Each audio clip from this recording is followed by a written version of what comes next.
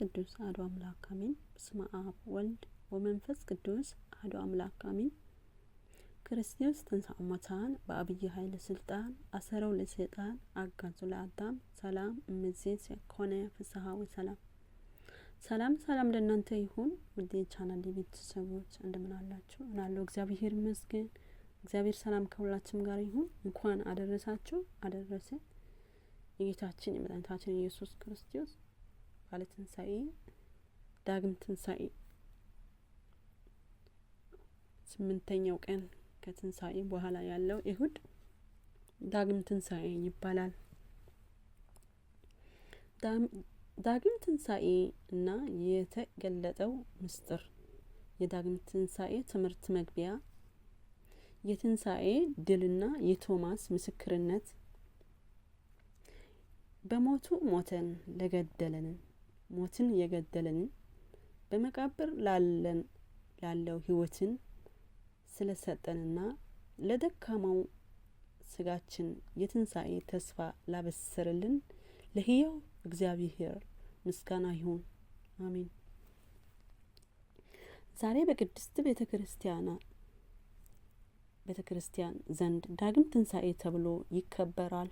ይህ ዕለት የፍርሃት ደጆች ተቆልፎ ሳሉ የሰላም ንጉሥ ክርስቶስ በመካከላቸው ተገኝተው ሰላምን የሰበከበት ዕለት ነው። ጌታችን በመጀመሪያ ትንሣኤ ያልነበረውና ካላዳሰስኩ አላምንም ብለው የቆየው ቶማስ ለማዳን 8 ቀን ታግሶ ዳግመኛ የተገለጸበት ዕለት ልዩ ቀን ነው። የመጀመሪያው እሁድ ባለፈው እሁድ ቶማስ አልነበረም። ደቀ መዛሙርቱ በደስታና በፍርሃት መካከል ነበሩ። የዛሬው ዳግም ትንሣኤ ቶማስ አለ። ፍርሃት በሰላም፣ ጥርጣሬ በምስክርነት ተተክቷል። ዳግም ትንሣኤ በመባሉ ሁለተኛ ተቆፍሮ ተነስቶ ሳይሆን በመጀመሪያ ትንሣኤ ለደቀ መዛሙርቱ እንደታየው ባለመታየት እንደተገለጠው ባለው መገለጥ ስለተገለጠ ዳግም ትንሣኤ ተብሏል። ቶማስም እንዲህ አለ፣ ጣትን ወደዚህ አምጣና የተቸነከሩ እጆች የሚለው መለኮታዊ ጥሪ የቶማስ ጥርጣሬ ብቻ ሳይሆን የሁላችንንም ድካም የሚፈውስ ቃል ነው። ቶማስ የዳሰሰው የጌታ ቁስል ነው፣ ያገኘው ግን የጌታ አምላክነት ነው። እኛም በዚህ ትምህርት ውስጥ የጌታን በዝግ ደጅ የመግባቱ ምስጢር፣ የቶማስ የጥያቄ ጉዞና የጌታ ትዕግስት፣ ጌታ አምላኬም የሚለው ቃል ምስክርነት ሳናይ የምናምንበትን የብጽሕና በረከት በሊቃውንት ትርጉም በጥቂት እንመረምራለን።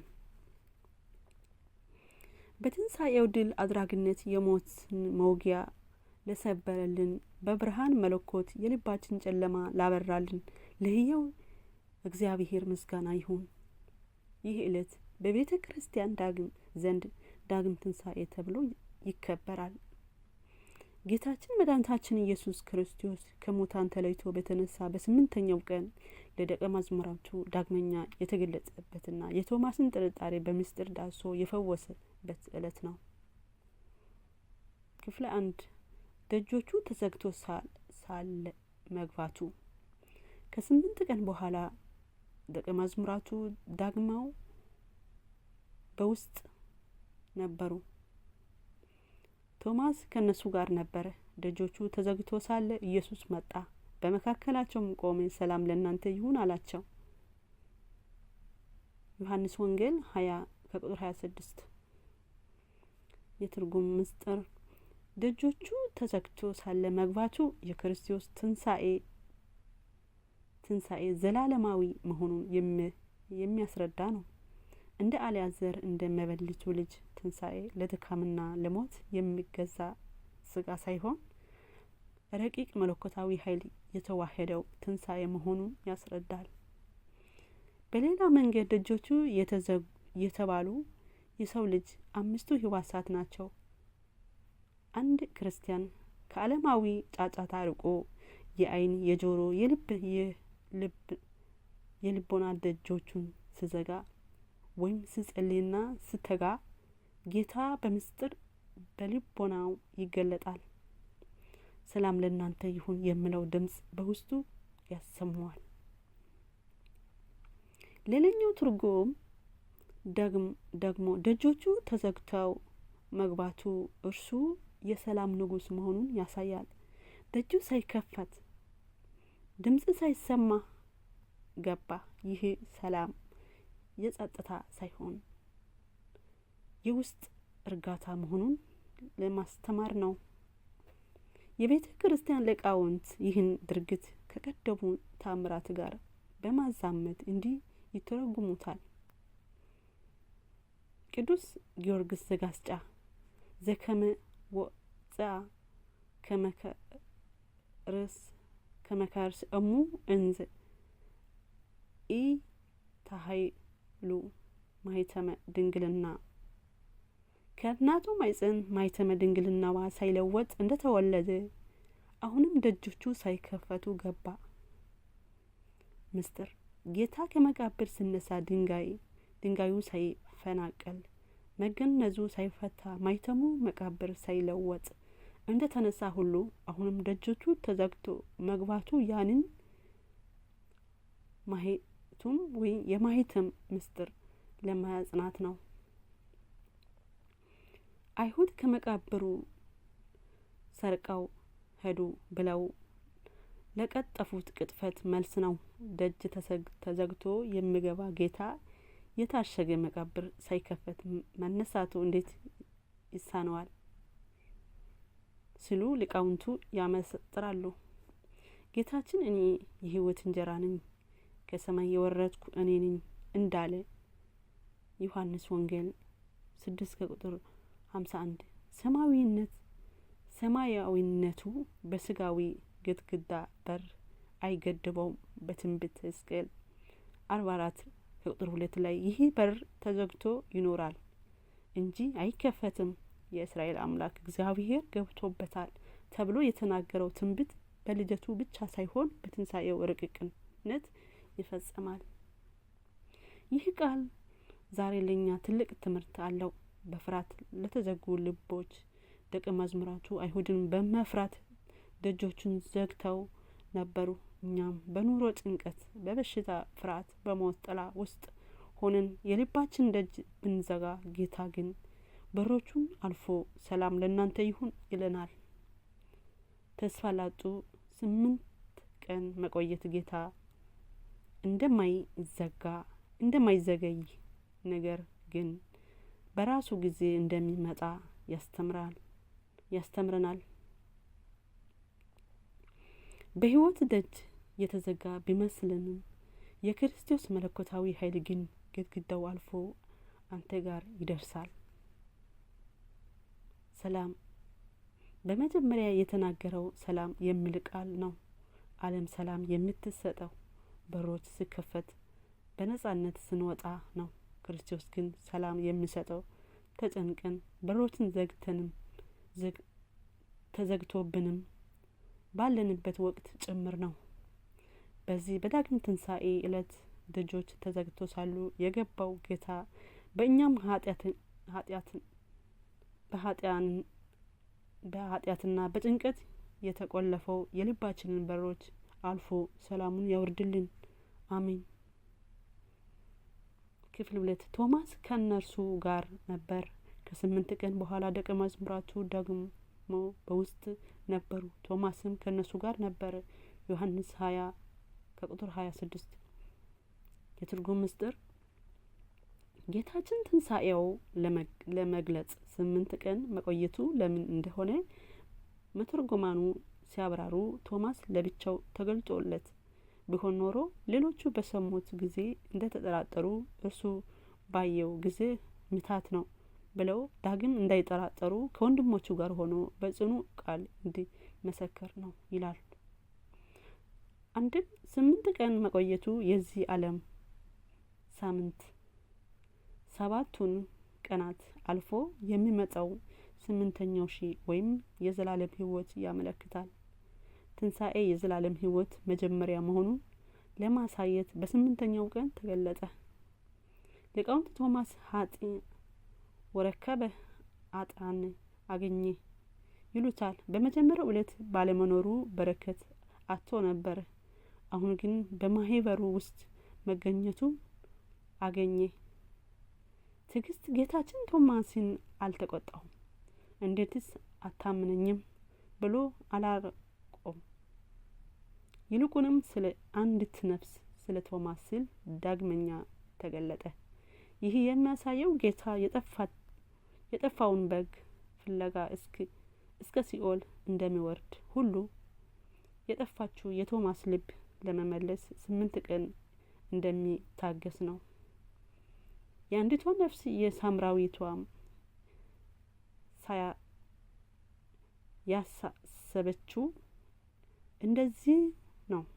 99 በጎች ትቶ አንዱ ፍለጋ የወጣው ለዚህ ነው። የእምነት ፈተና ቶማስ ካልዳሰስኩ አላምንም ማለቱ የክፋት ሳይሆን የፍቅር እግዚአብሔር መገለጫ ነው ይላሉ ሊቃውንት። ባላየውና በዳሰሰው እወደዋለሁ ከሚል ጉጉት የተነሳ ነው። ስለዚህ ጌታ ጥርጣሬው ወደ ምስክርነት ለወጠ። መዝሙር 133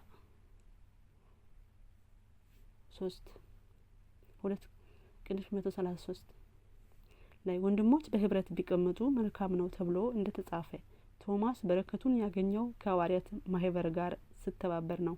ቅዱስ ቄርሎስ ዘእስክንድርያ ሲያስተምር ከቤተ ክርስቲያን ወይም ከማህበር ምእመናን የተለየ ሰው የክርስቶስን ሰላም ድምጽ አይሰማም ይላል።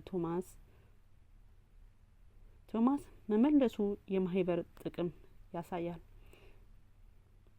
ከቤተ ክርስቲያን አንድነት አለመለየት ብዙ ጊዜ በፈተናና በጥርጣሬ ውስጥ ስንሆን ከቤተ ክርስቲያን ከወዳጆቹ እንርቃለን።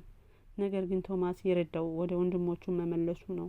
እኛም በረከት የምናገኘው በቅዱስ ቁርባኑ በማህበር ጸሎት ውስጥ ስንገኝ ነው። የጌታችን ትዕግስት ውድ ኦርቶዶክሳዊ ወንድም፣ ጌታችን አንተን ለመመለስ ዛሬም ይታገሳል። ቶማስ 8 ቀን እንደጠበቀው አንተም ከጥርጣሬ እስክትመለስ በምህረት ይጠብቀሃል። ጥርጣሬ ወደ እምነት፣ ጥርጣሬ ወደ ጌታ የሚያቀርብ ከሆነ በረከት አለው። እንዴት ብለ መጠየቅ ወደ ጥልቁ ምስጢር መግቢያ በር ሊሆንልህ ይችላል። መተርጉማን ቤተ ክርስቲያን ጌታ ቶማስን ለምን በደቀ መዝሙር ፊት እንዲዳሰው ፈቀደ ይላሉ። መልሱም ቶማስ በእጁ ዳሶ አምላኬ ሲል ሌሎቹ ሐዋርያው ያዩት እርቂቅ አካል በእውነት ስጋውን የተዋህደ እንጂ ምታት አለመሆኑ በእርሱ እጅ ተረድተው እንዲያጸኑ ነው ይላሉ። ስለዚህ የቶማስ መዳሰስ ለሐዋርያት ሁሉ የእምነት ማይተም ሆነ። ክፍል 3 ጣት ወደዚህ አምጣ መለኮትን የመዳሰስ ምስጢር።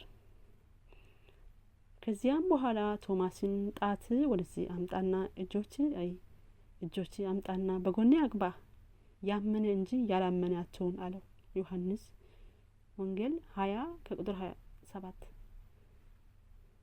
የትርጉም ምስጢር ጌታችን ቶማስን በስሙ ጠርቶ ጣት አምጣ ማለቱ እርሱ ልቦናዬን ኮላሊትን የሚመረምር አምላክ መሆኑን ለማሳየት ነው። ቶማስ ይህን ጥያቄ ላለፉት 8 ቀን በልቡ ሲያመላልሰው የነበረው ምስጢር ነው። ጌታ ግን ሳይነግሩት ያውቃል፣ ሳይጠይቁት ይመልሳል።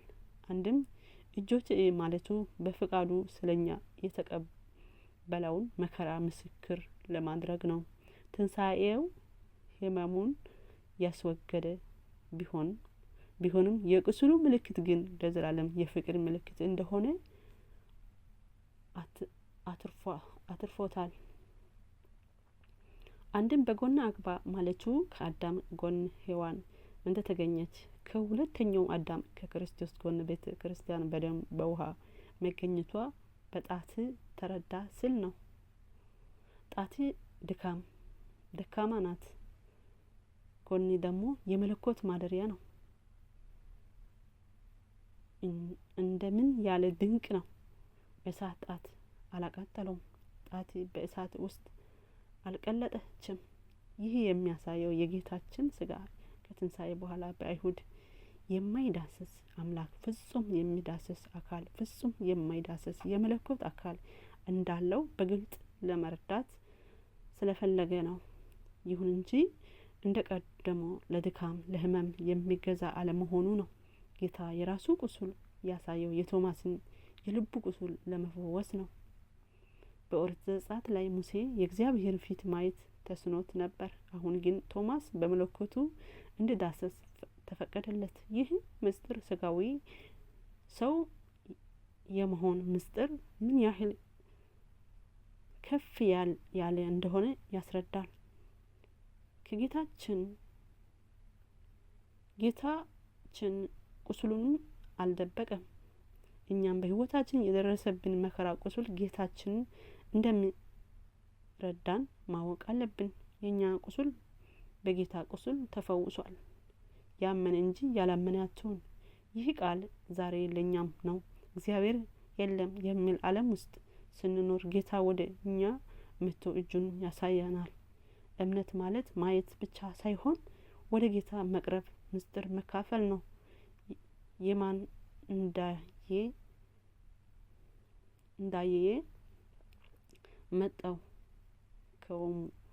ወኮነቶሙ ጥምቀት ስለም የተቸነከረውን እጁ ሲያሳያቸው ማለት ነው። የፍቅር ጥሪ ጌታ ቶማስን የጠራው ና ብሎ ነው። ዛሬም አንተም አንቺም እኔም ወደ እርሱ ወደ ቅዱስ ቁርባኑ የምስጢር ስጋን ብሉ ደም ጠጡ የሚል ያውም ጎን ዳስስ ያለው ጌታችን ነው። ጌታችን አምላኬ ምስክር 4:4 ጌታዬ አምላኬም የቶማስ ምስክርነት ቶማስ ጌታዬ አምላኬ ብሎ መለሰለት። ዮሐንስ ቁጥር 20 ምዕራፍ 20 ቁጥር 28 የትርጉም ምስጢር ቶማስ የጌታ ጎን በዳሰሰው ጊዜ እጁ በስጋው ላይ አረፈች፣ ልቡ ግን በመለኮቱ ላይ ረካች። ጌታዬ ማለቱ በስጋ ላየው ትህትና ሲሆን አምላኬ ማለቱ ደግሞ በዳሰሰው ለተረዳው መለኮታዊ ኃይል ነው። አንድም ይህ ቃል ቶማስ በባህሪ አምላክነቱ ማመኑ የሚያወጅ ነው። አምላክ በማለት የባህሪ አምላክነቱ ጌታ ማለት ደግሞ የፍጥረት ሁሉ ገዥነት መሰከረ። አንድም ቶማስ ይህ ሲናገር አንተ ያዳንከኝ የፈጠርከኝ የሞትክልኝ ነህ ማለቱ ነው። ይህ ቃል ምስጢር ስጋዊ መለኮት ስጋ መዋሄዳቸውን ያጸናል። ኢየሱስ ለሚለው ስም ሁለት ትርጉም አለው። ጌታ የሚለው የሰውነቱ ስራ የተሰቀለውን የቆሰለውን ሲያመለክት፣ አምላክ የሚለው ደግሞ የማይሞትና ኃያሉ መለኮት ያመለክታል። በተዋህዶ የከበረው አምላክ ነው ጌታዬ አምላክ ያለው ምስጢር ተዋህዶ። ቶማስ ጌታዬና አምላክ በማለቱ በመካከላቸው ወይም እና የሚለው ማያያዥ መጠቀሙ የተሰቀለው የተነሳው አካል አንድ መሆኑን ለማረጋገጥ ነው። የቆሰለው አምላክ ነው፣ አምላክም የቆሰለ ነው የሚለው የሊቃውንት ትርጉም በቶማስ አንደበት አተመው። የቶማስ ኃያልነት መተርጉማን ቶማስ ኃያል ይሉታል። ምክንያቱም ሌሎች ሐዋርያት ጌታ አየነው ስሉ እርሱ ግን አምላክ ብሎ በይፋ አምላክነቱ በጉባኤው ውስጥ በመጀመሪያ የምስክር እርሱ በመሆኑ ነው። መዝሙር 34 ቁጥር 23 ላይ ቅዱስ ዳዊት አምላኬና ጌታዬ ሆይ ብሎ የተነበየው ትንቢት ዛሬ በቶማስ አንደበት ተፈጸመ። ሐዋርያው ቅዱስ ጳውሎስ በስጋ የተገለጠ አምላክ አንደኛ ጢሞቴዎስ 3 ከቁጥር 16 እንዳለው ቶማስም በስጋ የተገለጠ አምላክ በጣት ዳሶ በልቡ አመነ። የግል ምስክርነት ቶማስ አምላክ ነው ብቻ አላለም፣ አምላኬ አለው እንጂ። እምነት የኔ ሲሆን ኃይል አለው። ክርስቶስ የዓለም መድኃኒት መሆኑን የተገለጠና የታወቀ ቢሆንም የኔ መድኃኒት ብሎ መድኃኒቴ፣ ሕይወቴ፣ አምላኬ ብሎ መመሰከር ደግሞ ከቶማስ ተምረናል።